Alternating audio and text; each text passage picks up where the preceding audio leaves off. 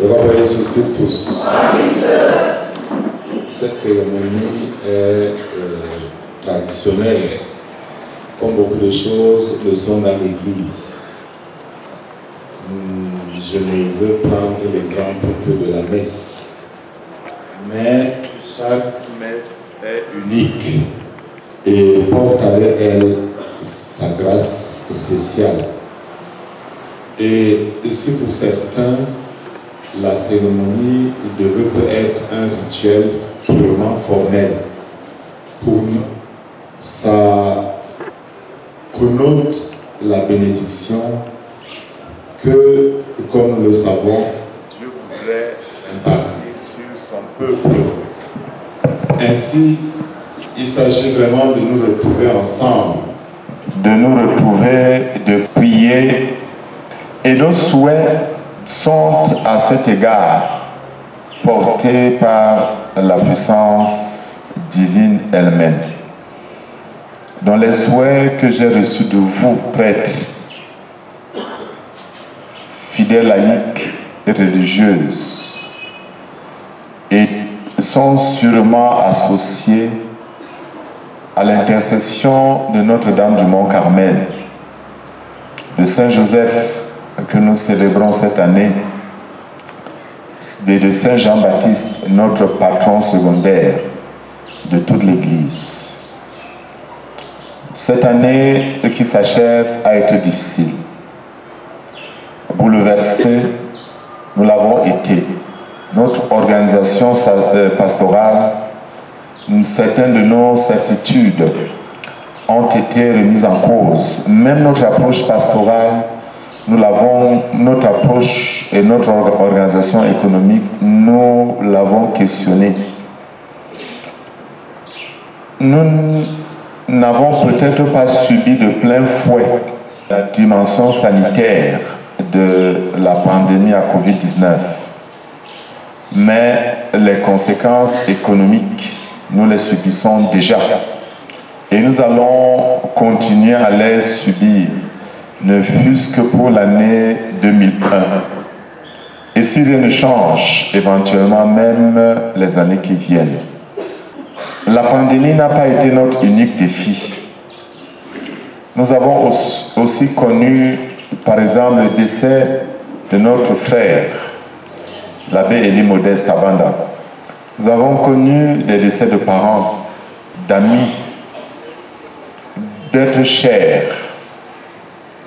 Certains de nos collaborateurs, comme le président du conseil paroissial de la paroisse des Phoques, ou bien le président d'honneur encore de la paroisse des Phoques, M. Bonaventure Bitaïsi, et d'autres personnes, aussi bien dans la Haute-Sanaga que dans la Léquier.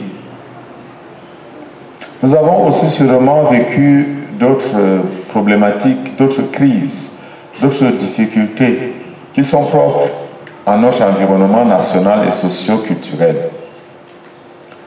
Mais, comme le disait Tertullien, s'il est vrai que le sang des martyrs est semence pour l'Église, la crise peut être aussi un terreau sur lequel l'Église, puisant l'énergie dans la puissance divine, dans le sacrifice du Christ que nous renouvelons dans l'Eucharistie, nous nous projetons pour continuer notre marche avec le Seigneur. En méditant sur cette année, je me suis dit qu'il faudrait sûrement repartir sur les fondamentaux de notre foi. Ces fondamentaux ne sont rien d'autre que les fondements de notre mystère. Le contexte qui a précédé la naissance de Jésus, accomplissement des prophéties, cette naissance de prophètes, notamment d'Isaïe, ce contexte, disais-je, n'est pas loin du nôtre. Comme le propre contexte même, notamment des prophéties d'Isaïe et d'Agé, n'est pas loin de nôtre. Je voudrais par exemple m'arrêter très succinctement sur ce que nous avons lu le jour de l'Épiphanie, Isaïe chapitre 60, où nous avons entendu ces mots resplendis. Elle est venue ta lumière, la gloire du Seigneur s'est levée sur toi comme le soleil se lève. Sur toi se lève le Seigneur, sa gloire brille sur toi. Ta lumière, la clarté de ton aurore, tu seras radieux. C'est dans Isaïe chapitre 60. C'est la fin du livre d'Isaïe.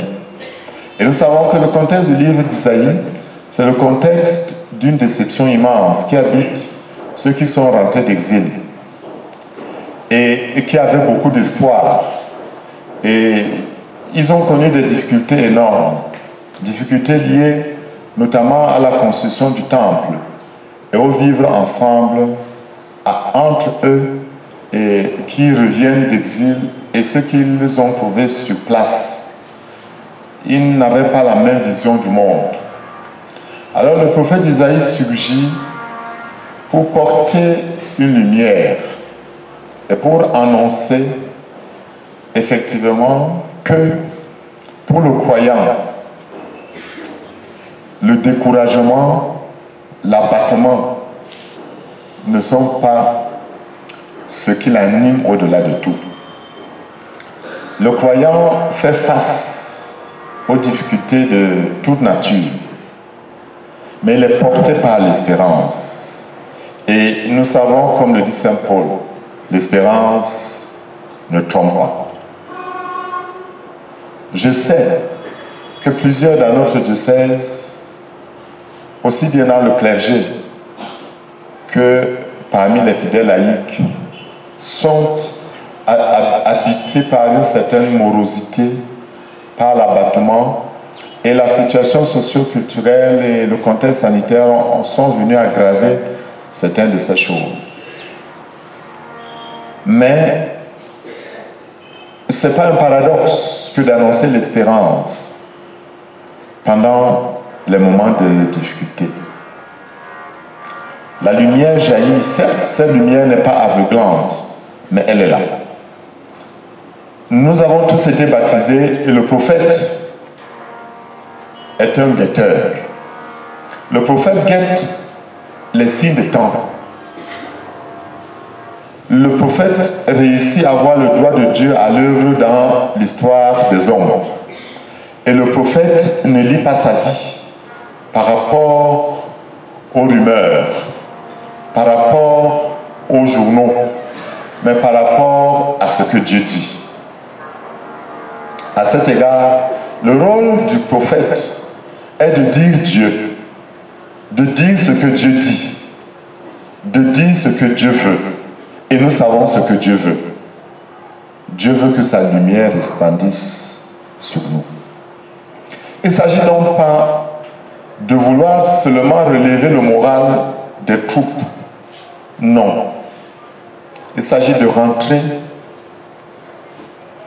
sur, comme je disais tout à l'heure, sur les fondements de notre foi et de se questionner si nous portons vraiment notre foi. Dans la première préface ordinaire, nous disons ceci. Dans le mystère de sa mort et de sa résurrection, Dieu a fait une œuvre merveilleuse, car nous étions esclaves de la mort et du péché, et nous sommes appelés à partager sa gloire. Nous portons désormais ses noms glorieux, nation sainte, peuple racheté, race choisie, sacerdoce royal. Nous pouvons annoncer au monde les merveilles que tu as accomplies, toi, qui nous a fait passer des ténèbres à ton admirable lumière.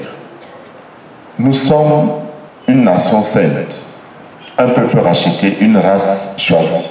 Nous sommes un sacerdoce royal. Et nous avons le devoir d'annoncer au monde les merveilles que le Seigneur a accomplies pour nous. Nous avons le devoir de porter la joie de l'Évangile au monde. Mais nous ne pouvons porter cette joie de l'Évangile que si nous-mêmes, nous sommes porteurs du Christ, comme la Vierge Marie portant le Christ dans la maison de Zacharie et d'Élisabeth pour que les genoux qui fléchissent se redressent, pour que ceux qui sombrent dans le désespoir se relèvent. Nous devons redevenir des vrais prophètes, des vrais missionnaires.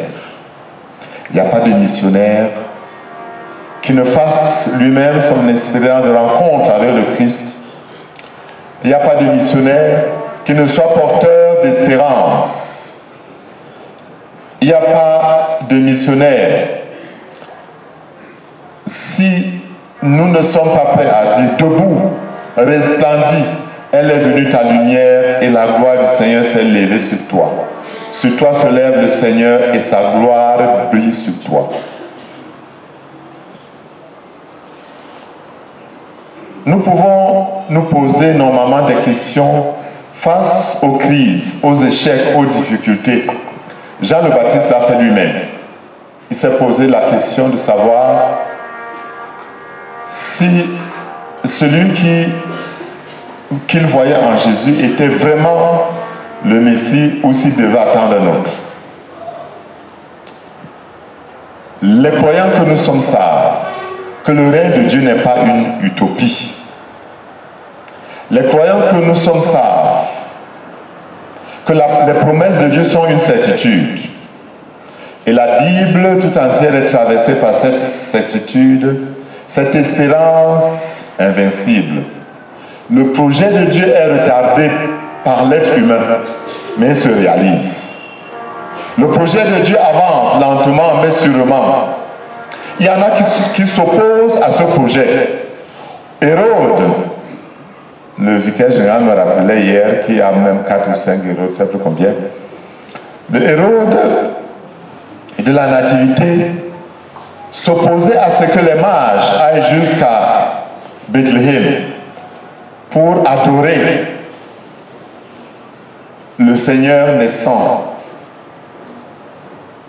Mais les mages sont allés jusqu'au bout. La fureur qui a été déclenchée par Hérode revêt plusieurs formes. Ça peut être en mots, en acte ou même en pensée. Nous ne serons jamais du côté de Hérode. Nous sommes du côté des mages. Nous sommes du côté des bergers. Nous sommes du côté de Marie et de Joseph. Moi, le croyant, je sais et j'affirme tranquillement, comme le dit Saint Paul dans sa 2e à Timothée, patience, puisque Dieu l'a promis, il ne saurait se renier lui-même. Dieu ne se renie jamais. Il m'est arrivé, souvent seul dans ma prière, de me questionner. Et comme je le disais tout à l'heure, il est normal que chacun de nous se questionne. Mais en méditant sur cette année, où je me suis senti interpellé vivement sur le socle de notre être chrétien qu'est la foi, je me suis rappelé que quand Dieu en appelle Abraham, il envoie. Il ne lui décrit pas le pays où il envoie. Et Abraham s'est levé, il est parti. Quand je venais à Obala, le Seigneur ne m'a pas décrit Obala. Il ne savait pas ce que j'allais rencontrer. Je me suis levé, je suis venu.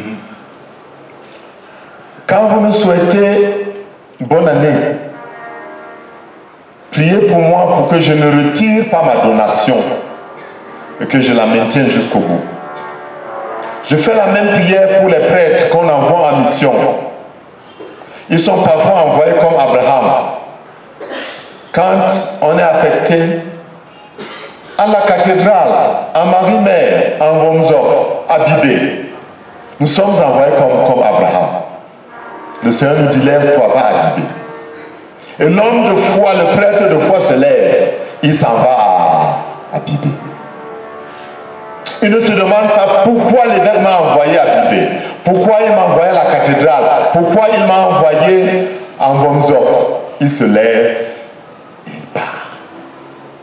En route même quelquefois, nous devons répondre comme Abraham. Si nos familles nous demandent pourquoi on t'envoie là-bas, c'est comme l'enfant d'Abraham demandait à son père, « Père, où est l'agneau du sacrifice ?» Sachant que le Seigneur pourvoira. Une condition, c'est qu'il puisse dire de nous ce qu'il avait dit à Abraham. Le Seigneur vit qu'Abraham avait foi en lui et il le déclara juste. J'ai 6 vœux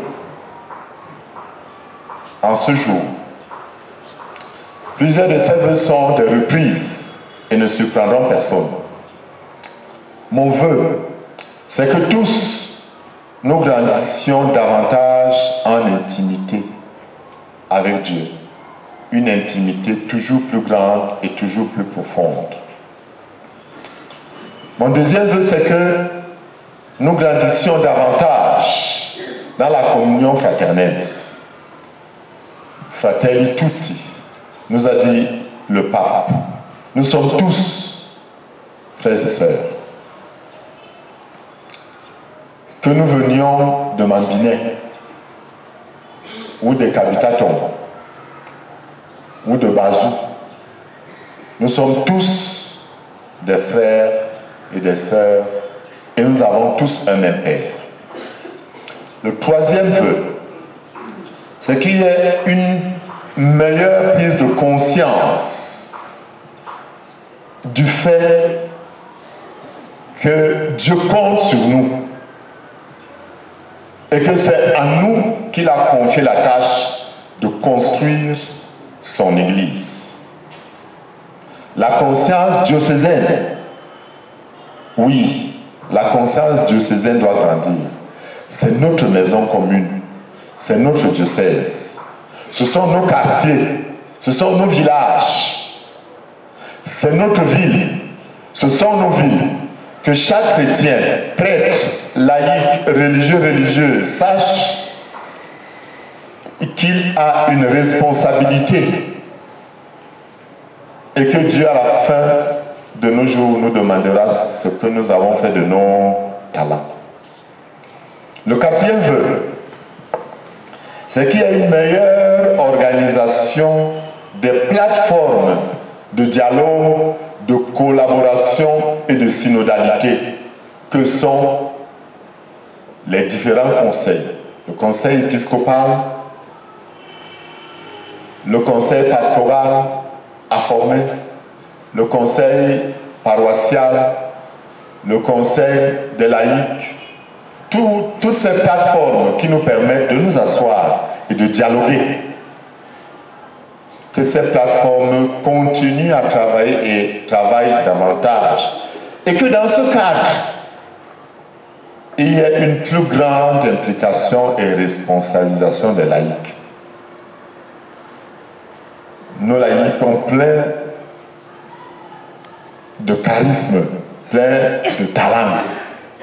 Aidons-les à exploser, à apporter à l'Église la richesse qu'ils ont. J'avoue que j'aurais aimé entendre un laïc qui me souhaite le vœu aujourd'hui. Et Timothée sait que je lui ai dit que je veux entendre un laïc qui parle. Et il paraît qu'il n'y a aucun laïc qui puisse parler dans ce diocèse si papa Alima est malade. Et je ne crois pas. Je souhaite que nous responsabilisions davantage les laïcs. Dans la gestion des biens temporels notamment, dans la gestion de l'argent, car c'est leur argent, même si c'est difficile. Cinquième vœu, je voudrais qu'on insiste sur la triptyque, programmer ensemble, exécuter chacun selon ses talents et évaluer ensemble. Programmer, exécuter, évaluer. Qu'il n'y ait pas d'exécution sans programmation et qu'après l'exécution, il y ait l'évaluation. Au niveau de nos paroisses, de nos commissions, de nos aumôneries, de nos associations. Qu'on commence en se disant où est-ce que nous allons? Et dans ce cadre, je souhaite qu'avec l'aide et le service de Césaire de la communication, que nous vulgarisions davantage les axes pastoraux,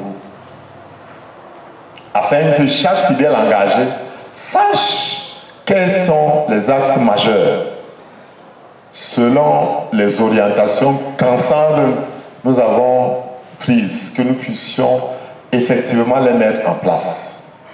Dernière prière, dernier vœu, la formation des laïcs,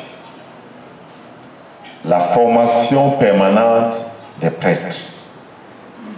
Puisse le Seigneur nous donner les moyens humains, les moyens matériels et financiers pour que nous puissions engager un cycle réel de formation pour nos laïcs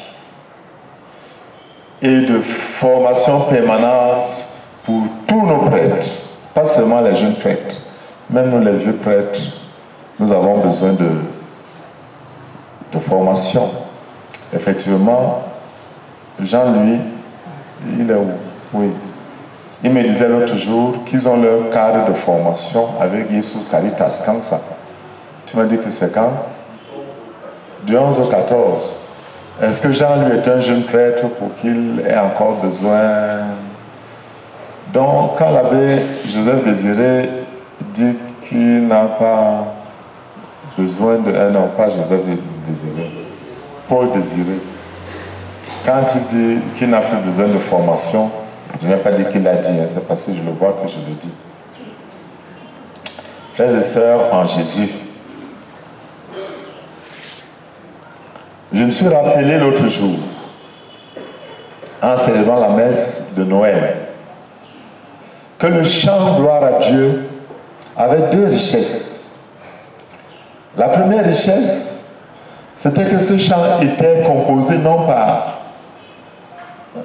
le meilleur de nos musiciens du monde, mais par les anges. Et que chaque fois que nous chantons gloire à Dieu, nous nous associons à la liturgie des anges. Et que par extension, chaque fois que nous nous mettons à louer Dieu, nous nous associons à la liturgie des anges. Et qu'il est beau à tout moment de s'associer à la liturgie des anges. C'est ça qui apporte la splendeur. Et notre Eucharistie est un moment de louange. Nos Eucharisties nous associent donc à la liturgie céleste. Puissions-nous cette année nous associer davantage à cette liturgie céleste pour que le rayonnement du Seigneur puisse encore et encore faire resplendir nos visages. Et je me suis également rappelé que les mots de base, c'est gloire à Dieu au plus haut des cieux et paix sur la terre. Et que le fait de glorifier Dieu nous donne la paix. Et que mondan, c'est Christus Pax Nostra. Et donc, moi-même, je suis un messager de la paix. Et tant que je suis avec vous, nous sommes une église de la paix.